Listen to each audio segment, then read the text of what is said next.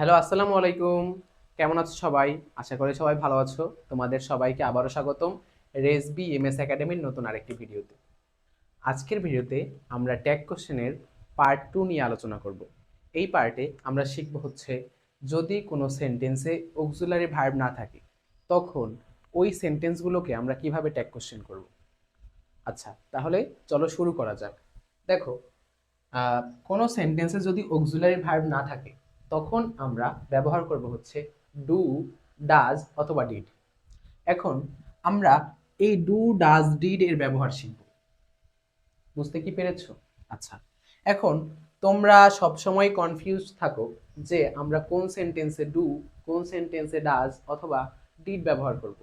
চলো, আজকের ভিডিওতে আমরা খুব সহজে এটাকে শিখে শিখে নেব এবং আশা করি আজকের ভিডিওর পরে অথবা আজকের ক্লাসের পরে তোমাদের এই ডু, ডাজ এবং ডিড নিয়ে কোনো সমস্যা হবে না। তাহলে দেখো, আমি কিছু সেন্টেন্স লিখেছি এবং পাশে লিখেছি হচ্ছে ভার্ব প্লাস এস অথবা ইএস। মানে ভার্বের সাথে যদি এস অথবা ইএস যুক্ত থাকে তখন আমরা ব্যবহার করব হচ্ছে ডাজ। বুঝতে কি পেরেছো? ভার্বের সাথে যদি এস অথবা ইএস থাকে তখন আমরা ব্যবহার করব হচ্ছে ডাজ। এবং যদি কোনো পাস মানে সেন্টেন্সটি পাস্ট টেন্স হয় তখন আমরা ব্যবহার করব হচ্ছে ডিড। আশা করি সবাই তোমরা ভার্বের ফর্মগুলো চেনো, প্রেজেন্ট ফর্ম, পাস্ট ফর্ম এবং পাস্ট পার্টিসিপল ফর্ম। তাহলে যদি পাস্ট ফর্মে থাকে তখন অথবা পাস্ট টেন্সে থাকে তখন আমরা ব্যবহার করব হচ্ছে ডিড। এবং এই দুইটার যদি একটাও না থাকে মানে ওই সকল ক্ষেত্রে আমরা ব্যবহার করব হচ্ছে ডু। আশা করি বুঝতে পারছো। আমরা হচ্ছে এই উদাহরণগুলো আমরা মানে এক্সাম্পলগুলো যদি সলভ করি তাহলে তোমরা আরো ক্লিয়ার হয়ে যাবে। তাহলে দেখো, আমরা সেন্টেন্স লিখেছি রহিম নোজ দ্য ম্যাটার, মানে রহিম বিষয়টি জানে। এখন এই যে ভার্ব, এখানে ভার্ব হচ্ছে নোজ, মানে হচ্ছে জানা। তাহলে ভার্বের সাথে এস আছে, তাই না?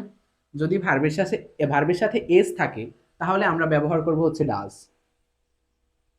ডাজ। এখন রহিম নোজ দ্য ম্যাটার, রহিম বিষয়টি জানে। তাহলে এটা হচ্ছে অ্যাফার্মেটিভ নাকি নেগেটিভ? অবশ্যই অ্যাফার্মেটিভ। তাহলে এই পাশে যদি অ্যাফার্মেটিভ হয় তাহলে এই পাশে হবে নেগেটিভ, তাহলে ডাজেন্ট। এখন দেখো, যেহেতু সাবজেক্ট আছে রহিম, রহিমের পরিবর্তে আমরা কি বসাবো? অবশ্যই হি বসাবো, কারণ রহিম পুরুষবাচক। তাহলে হচ্ছে ডাজেন্ট হি। হয়ে গেল আমাদের ট্যাগ কোশ্চেন করা। এখন আরেকটা জিনিস লক্ষ্য করো, এখানে হচ্ছে ভার্বের শেষে এস কেন হয়েছে? কারণ রহিম, রহিম হচ্ছে সাবজেক্ট। আর সাবজেক্ট যদি থার্ড পারসন সিঙ্গুলার নাম্বার হয় তাহলে হচ্ছে ভার্বের শেষে এস অথবা ইএস যুক্ত হয়। আশা করি সবাই বুঝতে পারছো। এরপরে দেখো, হি রোট এ লেটার, সে একটি চিঠি লিখেছিল।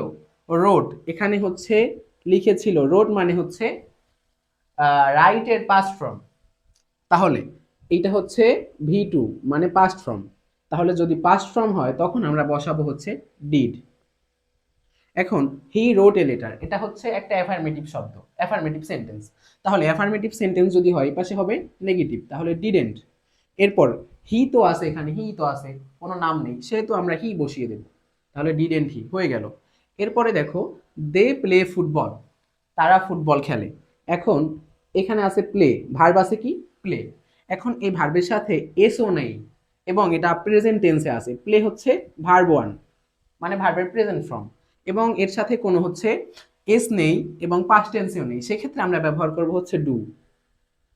এবং এটা হচ্ছে অ্যাফার্মেটিভ শব্দ, মানে অ্যাফার্মেটিভ সেন্টেন্স, ওই পাশে গেলে হবে নেগেটিভ, ডোন্ট। তারপর হচ্ছে দে, ডোন্ট দে।